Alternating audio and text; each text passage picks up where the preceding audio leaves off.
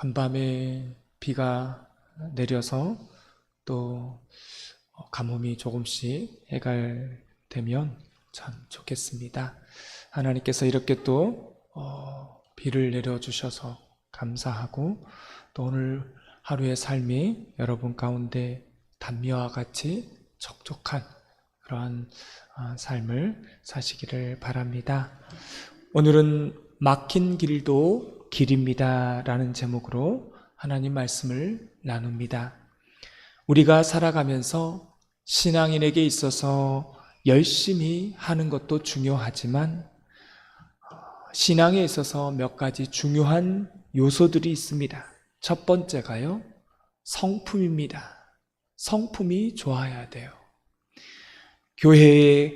고린도 교회를 향하여서 사도 바울이 말하는 바가 바로 이런 내용이었습니다.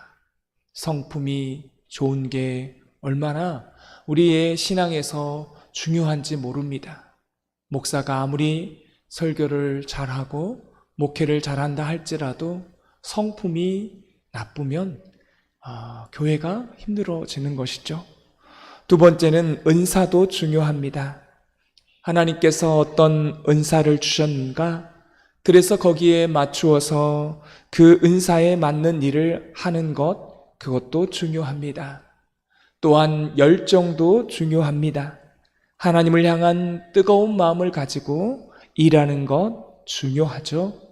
또 중요한 것이 있습니다. 그것은 좋은 자세를 가지고 있는 것이 중요합니다. 하나님께서 우리에게 어떤 말씀을 선포하시면 그에 대한 반응을 하게 되는데, 그 반응이 자세이고 태도인 것입니다. 또 한 가지는요, 해석이 중요합니다. 내 문제를 보고 이걸 좋게 해석하는 능력, 은혜스럽게 해석하는 능력이 있어야 합니다. 내 삶 가운데에 어떠한 고통이 오고 고난이 오고 환난이 오고 문제가 올지라도 이 문제를 하나님의 섭리 안에서 좋게 해석하는 것, 은혜스럽게 해석하는 능력이요, 신앙입니다. 신앙이라는 것은 내 삶의 환경부터 바꾸는 것이 아닙니다.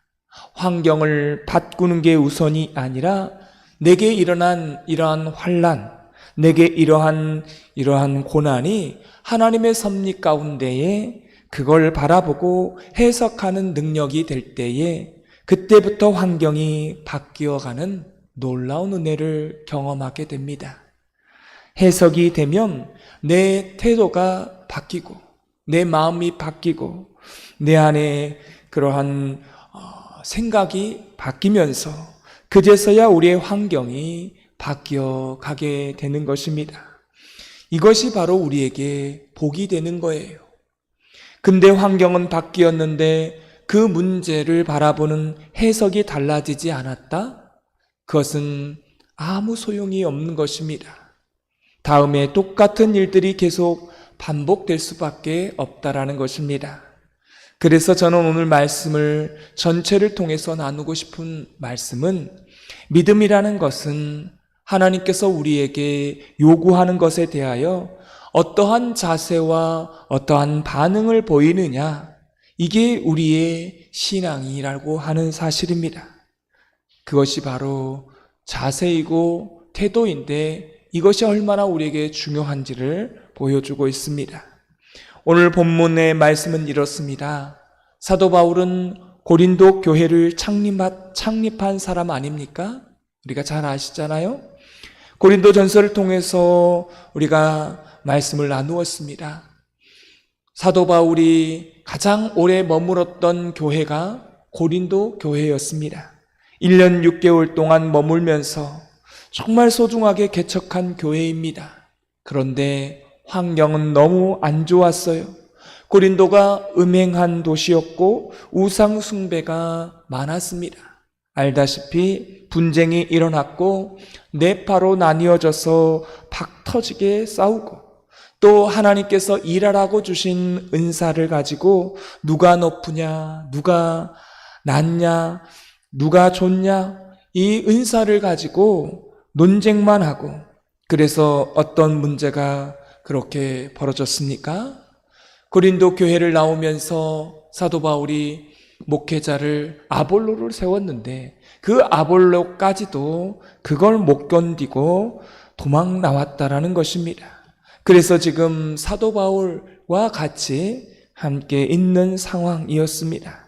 이런 상황 속에서 고린도 교회 안에서 많은 소식이 들려올 것입니다. 무슨 소식을 전해왔을까요?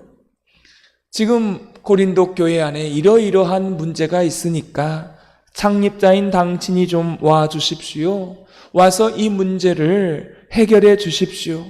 사도 바울이 와달라고, 사도 바울을 와달라고 하는 그런 수많은 요청을 인편을 통해서 사람들을 통하여서 전해들은 것입니다. 그때마다 사도 바울이 이렇게 대답한 거예요. 예, 가겠습니다. 와달라 하니까, 당신의 도움이 필요하다고 하니까 예, 가겠습니다. 이렇게 항상 대답을 했다는 것입니다.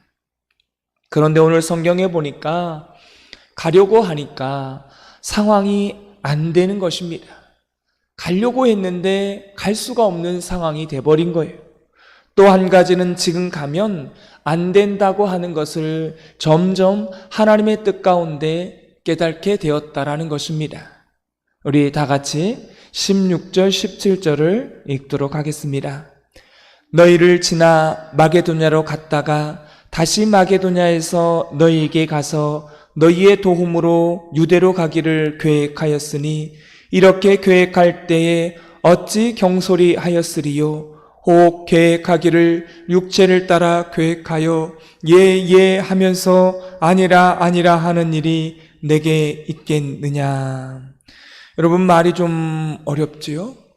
지금 고린도 교회에 와달라고 할 때 사도 바울이 가겠습니다.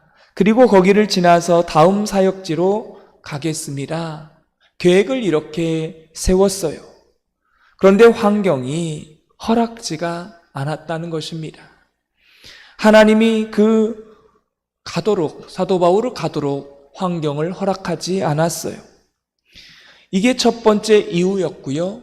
두 번째 이유가 있었습니다. 사도 바울이 지금 가면 할 수밖에 없는 일들이 있었어요. 그들을 책망할 수밖에 없었습니다. 왜냐하면 고린도 교회가 싸워서 고린도 교회가 담임 목사까지 견디지 못하게 내보내고 말았기 때문에 그렇습니다. 그러니 사도 바울이 지금의 이 상황에 가서 그들을 만나게 되면 어쩔 수 없이 책망할 수밖에 없고 중요한 것은 치리할 수밖에 없다라고 하는 사실입니다. 그 교회 안에 이단의 문제도 있었고요. 그래서 하나님께서 막으셨던 것입니다.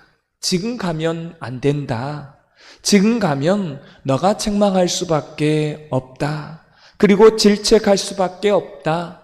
그래서 하나님께서 막으셨던 것입니다. 사도 바울은 또한 자기의 의지를 통해서 가지 않은 면도 있었습니다. 어떤 문제가 우리 안에 발생을 하게 되면 사실은 우리가 그 문제를 가지고 이성적으로 객관적으로 처리할 수 있는 그런 능력이요 떨어지게 됩니다. 아무래도 우리가 어떤 일을 당하게 되면 내 생각을 넘어서 감정이 앞설 때가 있지 않습니까?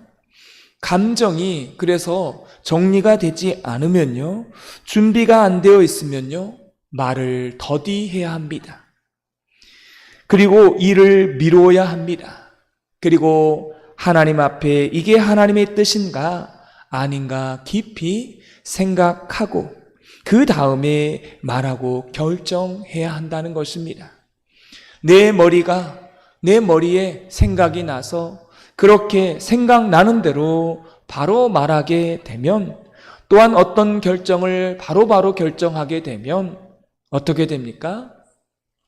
실수를 할 수밖에 없는 것입니다. 그래서 사도 바울은 내가 내려가겠다. 와달라고 하니까, 필요하니까, 와달라고 하니까 뭐라고요? 가겠다라고 말은 했습니다. 그런데 말은 했지만 바로 가지 않은 것입니다. 시간을 벌었어요. 왜요? 지금 가게 되면 어떻게 문제를 해결하게 됩니까? 이성보다는 감정으로 문제를 해결할 그러한 상황이 되어진 것이죠. 그래서 그들을 질책하고 또 책망하고 또 그들을 치리할 수밖에 없다는 것입니다. 그만큼 교회의 상황이 안 좋은 거예요. 또 중요한 것은 하나님께서 그걸 막으신 것입니다. 여기에 중요한 게 있습니다. 사랑하는 성도 여러분, 교우들이나 또 교회에서 우리에게 무언가를 부탁할 때에 우리에게 무언가를 하라고 하는 경우가 있잖아요. 그때는 하나님의 백성들은 반드시 예라고 대답해야 합니다. 인간관계에도 마찬가지입니다. 여러분, 직장 안에서도 마찬가지예요. 진급하고 인정받는 직원들의 특징이 뭔 줄 아십니까? 상사가 얼토당토 않는 문제를 요구하면 무조건 먼저 예라고 대답한다는 것입니다. 예라고 대답하고 시간이 많이 지난 후에 자기 상사를 설득한답니다. 회장님, 제가 생각해 보니까 이건 아닌 것 같습니다. 그리고 중요한 건 내가 해보니까 회장님, 이건 틀린 것 같습니다. 이렇게 말하는 부하가 예쁘다고 합니다. 예뻐서 그런 사람은 진급시켜주고 싶다라는 거예요. 그런데 가장 나쁜 직원은 누구냐면 일단 직장 상사가 뭔가를 말하면 아니요라고 대답을 하는 사람이랍니다. 이런 사람은 아예 태도가, 자세가 완전히 불량하다는 거예요. 그런 사람은 세상에서도 교회 안에서도 인정받지 못하는 것입니다. 뭘 시키면 아니요부터 하는 것입니다. 여러분, 사도 바울을 보세요. 와달라고 하니까 상황이 갈 수 없는 상황이 돼서 지금 편지를 써서 설명을 하잖아요. 내가 가고 싶은데 하나님께서 나를 막았다. 그런데 사실은 막은 이유는 설명하지 않고 있습니다. 왜요?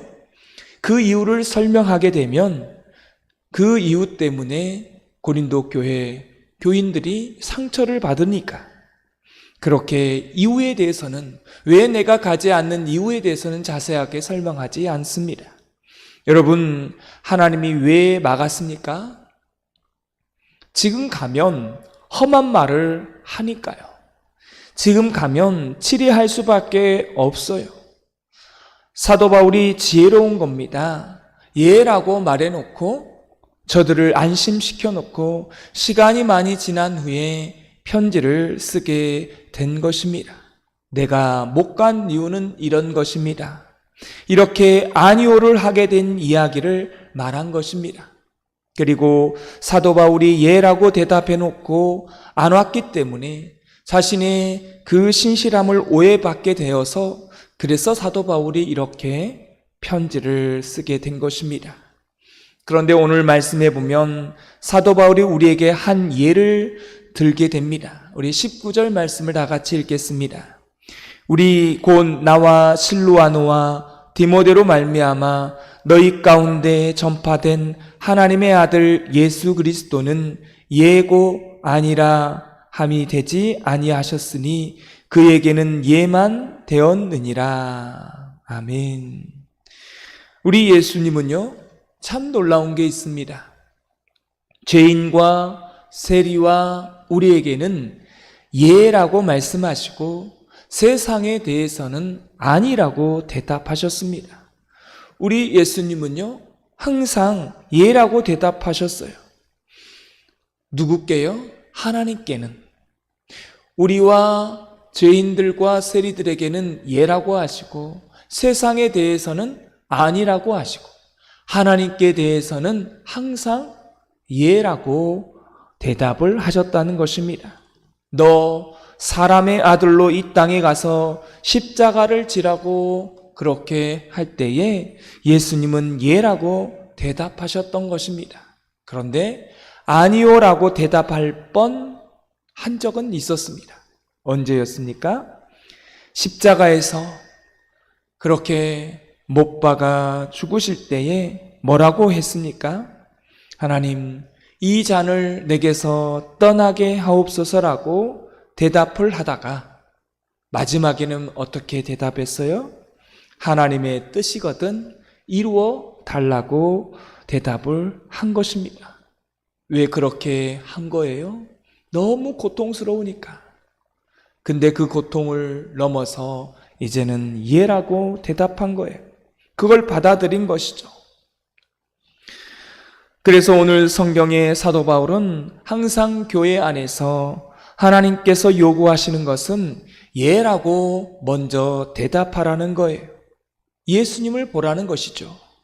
사랑하는 성도 여러분, 우리가 직장이나 교회 공동체 안에서도요, 이런 지혜를 좀 배웠으면 좋겠습니다.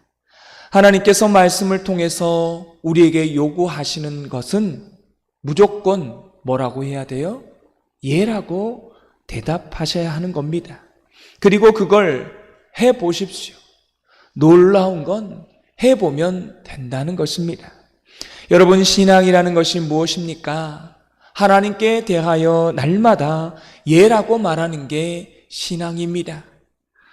그 예라고 말하는 사람은요, 한 가지 신앙이 있어야 합니다. 그것은 하나님의 주권 사상입니다. 이 세상과 나의 인생의 모든 것의 주인은 하나님이시다. 그리고 하나님이 인도하셔서 나를 좋은 곳으로 인도하신다고 하는 것을 믿는다고 하는 그 신앙 고백이 있는 사람만이 하나님께 예라고 대답한다는 것입니다. 혹 그 길이 순교의 길이라고 할지라도, 여러분이 이해하지 못하는 상황일지라도 하나님께서 허락하셔서 이게 하나님의 주권임을 우리가 믿는다라고 하는 것입니다. 그래서 그걸 받아들이는 거죠. 사도 바울이 고린도 교회에서 와달라고 했을 때 바로 갔더라면 어떻게 됐을까요? 엄청 질책을 했을 것입니다. 그리고 그들을 치리했을 거예요. 그러면 고린도 교회가 얼마나 아팠겠어요? 얼마나 힘들었겠습니까?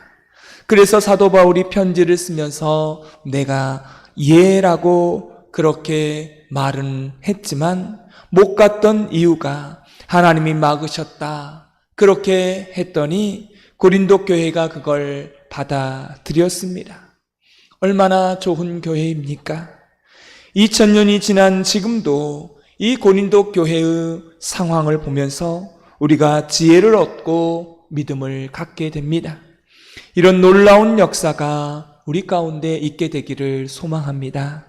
그래서 서로 배려하고 또 시간이 지난 후에 아니면 아닌 이유를 잘 설명하고 그걸 좀 받아들일 줄 아는 이런 과정이 될 때 우리 말씀 교회는 정말 지혜로운 교회가 되고 또 하나님께서 참 귀한 교회이다, 그렇게 칭찬받는 하나님의 교회가 될 줄 믿습니다. 오늘 말씀의 느낌과 깨달은 점을 적어보시고 해야 될 것과 하지 말아야 될 것 한 가지씩 적어보시고 그렇게 살아가도록 해달라고 기도하는 시간 갖겠습니다.